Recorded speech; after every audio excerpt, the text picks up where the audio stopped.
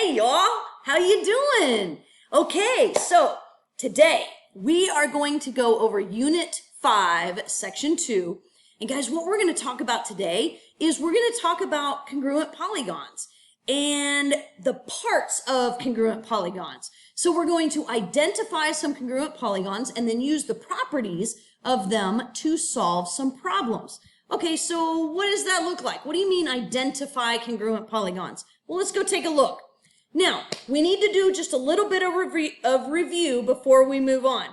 Okay, so guys, if you remember, we talked about congruent figures in Unit 4, Sections 1 through 3. Remember that corresponding angles have the same measure, the corresponding sides have the same length, they are the same size and same shape. And remember this congruent symbol, right? Okay, now, similar figures, that was dilations, right? 4.5. Now, corresponding angles have the same measure, but the corresponding sides are proportional, meaning that they have the same shape, but they're a different size. So when we identify congruent polygons in this particular section, we're looking for ones that are the same size and same shape. Okay, now, let's go down and let's talk about what does corresponding mean, Ms. Smith, because before corresponding angles, we had parallel lines and we had a transversal. Well, guys, now in a polygon, we say that corresponding angles, okay, it is, or sides, it is a pair of matching sides and angles that are in the same location in two different polygons, okay, the same location. That's what we're focusing on here. Now, corresponding parts, when you have congruent polygons, the corresponding parts, meaning the angles and the sides, are also congruent. And remember, ladies and gentlemen, if we have congruent parts, you can, come on, Miss Smith. If we have congruent parts, you can set them equal to each other, right? Okay, you might want to write this down. Okay, if you have congruent parts, you can set them equal to each other. Okay, now, one of the things that is going to be new for you guys is that we are going to look at what is called a congruency statement. Now, a congruency statement, let me scroll on down here. Okay, a congruency statement will only exist if the polygons are congruent. Okay, if they're not congruent, no such thing. There's not a congruency statement. Now, you must list, and actually I am going to highlight this. This is super important. You must list the corresponding angles in the same order. So if you want to put a big old star next to that, that part is important because in order to name congruent polygons, the corresponding angles have to be in the same order. And I'll show you what that looks like here in just a second. Okay? Now, you can have multiple congruency statements for the same two polygons because the order of the corresponding angles doesn't matter as long as they're in the same position when you name them. So I could switch them around but still have them be in the same position. Now that sounds counterproductive. Ms. Smith, what are you talking about? You sound like you're crazy. I'll show you guys what I mean here in just a second. Okay? Now, something that's down here, okay, it says that right here. If all of the corresponding parts of the two triangles are congruent, then the triangles are also congruent. Well, that makes sense. And if the triangles are congruent, then all of the corresponding parts of the two triangles are congruent. Yeah, that makes sense because the congruent parts have to be congruent, which makes them the same shape and same size. Yes, that makes sense, doesn't it? Okay. All right, so Miss Smith, what did you mean by that the order, you know, of the name of the congruency statement can be in a different order? Well, guys, let's go take a look. On page 2 of your assignment and notes, okay, you guys will see here's an example of two congruent triangles. Now, it tells us right here, this is, Miss Smith, you just wrote right through it. This right here is a congruency statement. That's what it looks like. Triangle PTS and triangle NMR are congruent polygons. Now, I want you guys to notice when it says that the corresponding angles are in the same position. Look, angle P is first, we name it first, and on the other side, angle N, we named that one first. So let's go and look at our picture. Angle P, okay, if I name them both in the first position, angle P and angle N should be congruent. And yes, they are marked with one congruency mark. So they are congruent. Okay, now what about the second one? The second one says angle T and angle R. That's in the second position. So let's go and check it. Angle T has two congruency marks. Angle R also has two congruency marks. So they are also congruent. Okay, which means that the third angle right there, angle S and angle M, okay, go double check that. S has three congruency marks and M has three congruency marks. So that makes S and M both congruent to each other. Okay, now when I said that, you can switch the order around, but keep the corresponding parts lined up. Here's what I meant. Okay, so you guys, just a second ago, we said that angles P and N are congruent. That's right here. So I'm going to go look. Right here, I've got P in the first position, N is in the first position. Okay, over here, first position, first position. But then look, I moved P to be the last one. So that means that N should also move to be the last one that I name. Oh, and then right here, I named P in the second position, so N should be in the second position. So do you guys kind of catch on to what I'm saying here? You can name it in different order, but the corresponding parts must still line up when you name the second triangle or second polygon. Okay, so and if you guys go through and if you were to test all of these, the angles line up. Now, something else that I want to point out, okay, and I'll point it out very quickly here. Okay, so this says that right here, line segment PT is congruent to line segment NR. Okay, so if I go and look at this, okay, I've got line segment PT. Well, guys, PT is right down here. It has three congruency marks on it. Okay, so I'm going to go over here and look. This side also has three congruency marks. Well, that's line segment RN. But isn't that the same as NR? Yes, it is. So the corresponding sides are also congruent. And the corresponding sides also will line up in your congruency statements. And here's what I mean by that. Okay. So this says that line segment PT. Okay, so here's line segment PT right here. That's in the second and third position. And it is congruent to NR. That's in the second and third position. So yes, even the corresponding sides line up. Okay, now if I do it up here, P and T, well, they're in the first and third position. So R and N should also be in the first and third positions. Sure enough. Okay, but the easiest way to write a congruency statement is by lining up the corresponding congruent angles. Okay, and we're going to practice this more and more. Okay, now I want to talk about some properties here. Now, these properties, okay, and I'm going to put a little squiggly over here. These properties, we are going to use these properties in order to be able to prove that we have certain things, certain parts that are congruent to each other. You may or may not have heard of this before, okay? The reflexive property.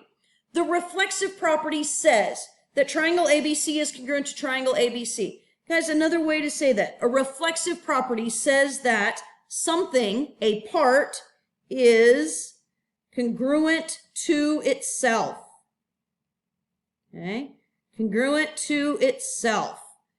All right, so I can have a side of a triangle that maybe the two triangles share that side.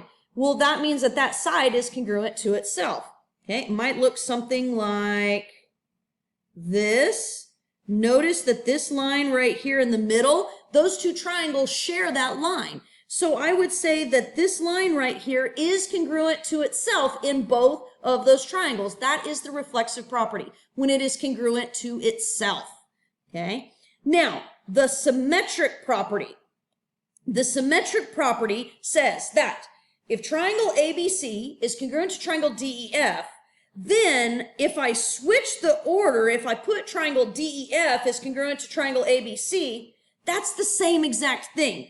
Right here, what we do is we just name one before the other, okay? We switch the order in which we name them. Okay, switch the order in which we name them. And I know it takes me time to write this down. Switch the order in which we name them. All right.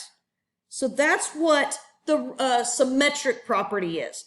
Guys, that's very similar. If I were to say that x equals 2, can't I put x on the other side and also say that 2 equals x? Doesn't that mean the exact same thing?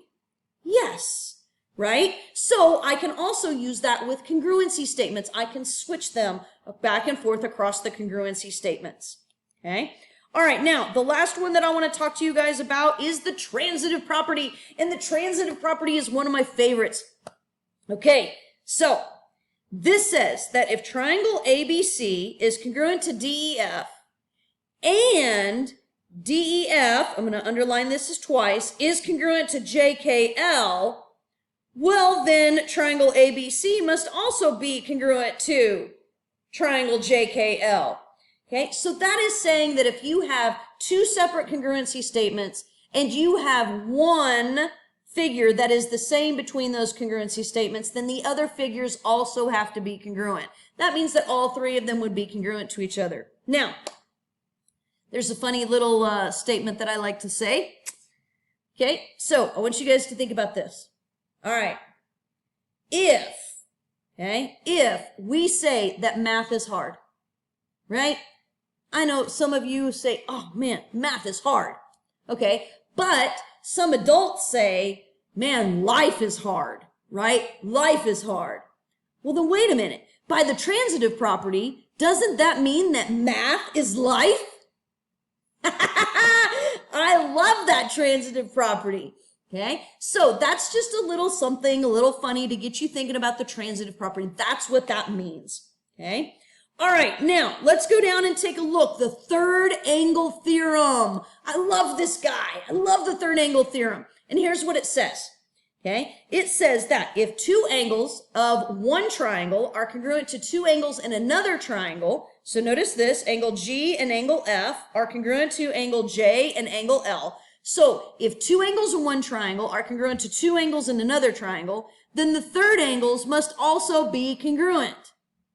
Yes, and guys, that is because all angles in a triangle have to add up to 180 degrees, right? So we can use the third angle theorem to help us realize that that means that angle H must be congruent to angle K, okay? All right, so that's what that third angle theorem says.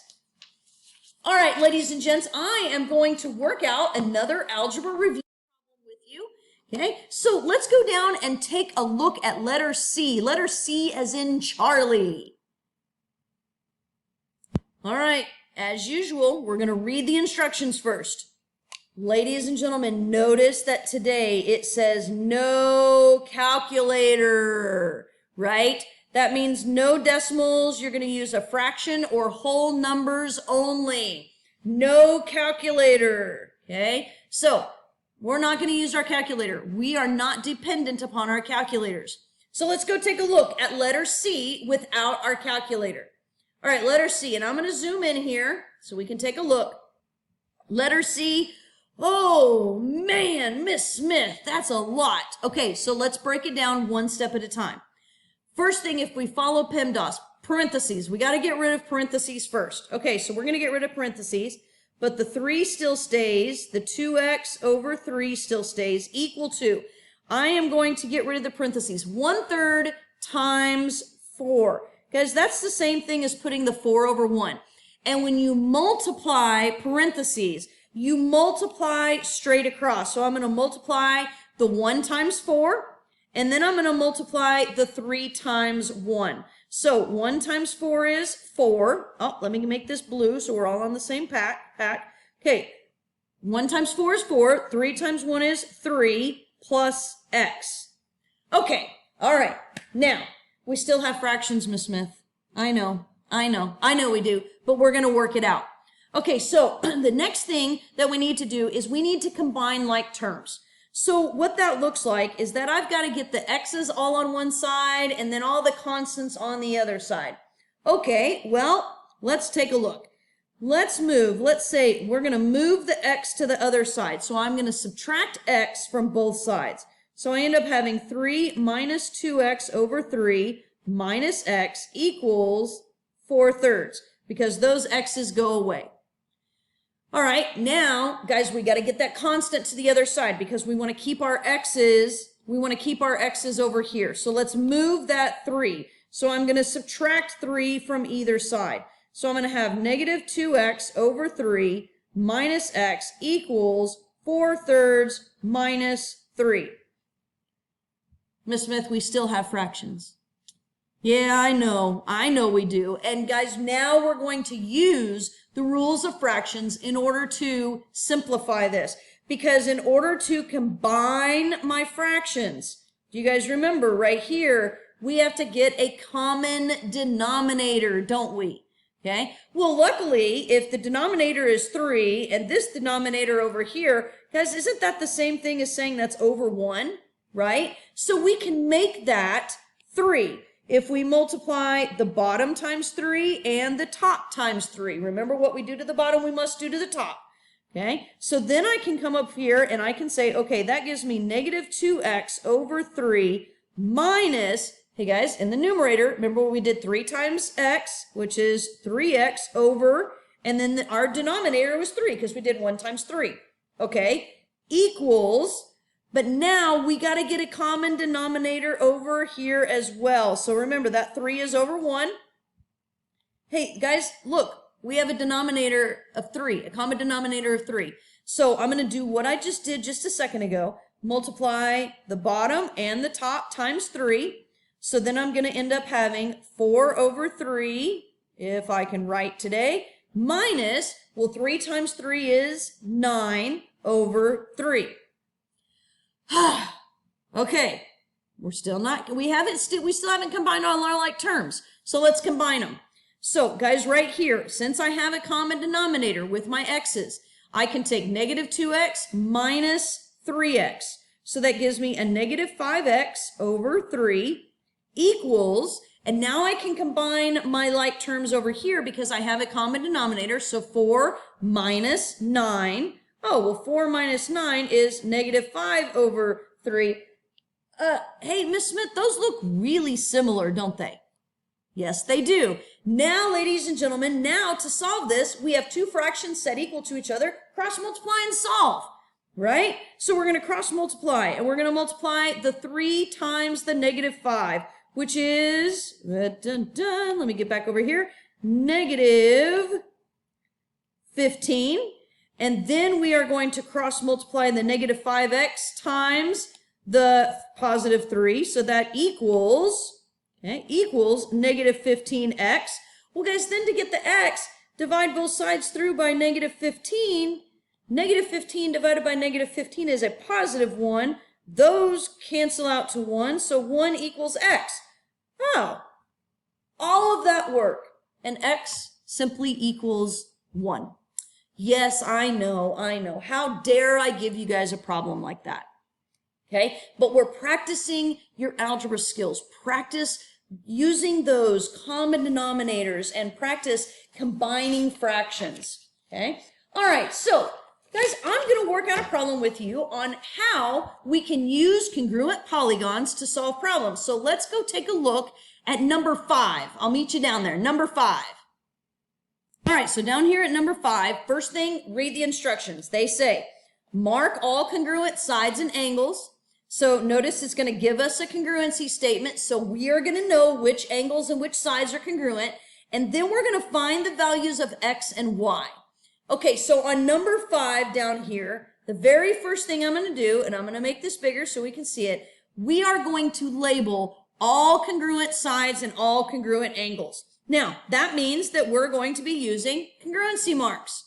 Okay, so I'm going to look right here. This right here, W and T are the first ones in the congruency statements. That means that angle W is congruent to angle T. And the second one is V and U. So that means that angle V, and I'm going to put 2 congruency marks on V because they're different, and angle U are also congruent. Okay, and lastly, we have Z and S. So angle Z, I'm going to put 3 tick marks on those. Okay, and on S, I'm going to put 3 tick marks on that one. Okay, we have all our congruent angles marked. Now we need to mark our congruent sides. Okay, so if I look at my congruent sides, so right here, line segment WV is the first and second position. WV is congruent to TU. Okay, so WV is right here. It is congruent to TU right here. Okay, those 2 sides are congruent. All right, now let's go and let's look at, let me do a different color. Okay, VZ and US, those are in the second and third positions. Okay, so VZ, which is right down here, and I'm going to put 2 tick marks, because remember, I don't know that it's congruent to the others. So VZ has 2 tick marks, and US has 2 tick marks. Well, guys, doesn't that mean that the last side is going to be congruent? Yeah. Okay, so I'm going to put 3 tick marks on this guy right here, WZ and ST. Okay, now how does this help me? That's a whole lot of markings. What this does is it helps me to figure out, hey, what parts are congruent and what parts can I set equal to each other? So if I'm looking at solving for X, I'm going to look and see, well, what part is the X variable in? So let's look. Well, there's not an X variable over here in this triangle, but over here, oh, there's an X variable right there, but it also has the Y value. Oh, okay. Wait a minute, that's okay. Guys, that just means that we need to solve for Y first. Okay, so let's go look. Right here, we have the Y value at angle V. Okay, so can you guys tell me which angle is congruent to angle V? Okay, so hopefully you said, hey, Miss Smith, angle V and angle U are congruent. So if angle V, and I'm going to write this down, if angle V is congruent to, Miss Smith, you're writing something wrong, to angle U, if those 2 angles are congruent, then I can set their measurements equal to each other. So that means that 2y minus 7 equals 43. Okay, so guys, I want you to go through and solve, and I want you to tell me, what do you get for the value of y? Okay, how'd you do? Okay, did you get that y equals 25? Okay, so if not, look at my work, double check and see where you were at. Okay, now that we have solved for y, now we can go and plug y in. So if I come over here to the 3x plus y, I can plug that in and say now this is 3x plus our y value is 25. I can plug that value in. Okay, now I can look at this and say, okay, here's my x value, 3x plus 25. Well, that is on line segment UT, right? So I have to say, okay, which line segment is congruent to UT? Okay, hopefully you guys said, hey, there's 1 tick mark on UT, there's 1 tick mark on VW, so those 2 line segments are congruent. Okay, so I come over here and I say that, okay, WV, line segment WV is congruent to line segment UT. So therefore, if those 2 are congruent, then can't I set them equal to each other and solve for x? Yeah. Okay, I want you guys to go set up the equation, write it out, solve for x, and tell me, what do you get? Okay, were you on track? Did you get that x is 3? Okay, so look at the way that I set it up, compare it to what you did, okay, in case you made a mistake, and just look at it. Okay, and now guys, if you notice what we did here is we said, hey, we're going to apply the properties of congruent polygons to solve problems. That's what we did. Congruent parts have to be congruent. So congruent sides are congruent to each other. Corresponding congruent sides are congruent to each other. Corresponding angles are congruent to each other. And when they're congruent, they are equal, which means we can set them equal to each other. Okay, there's a lot of vocabulary in this section. Okay, but we are going to practice it and we're going to keep remembering what each thing means. Okay, we'll see you guys in class to finish up the rest of your assignment. Until then, adios.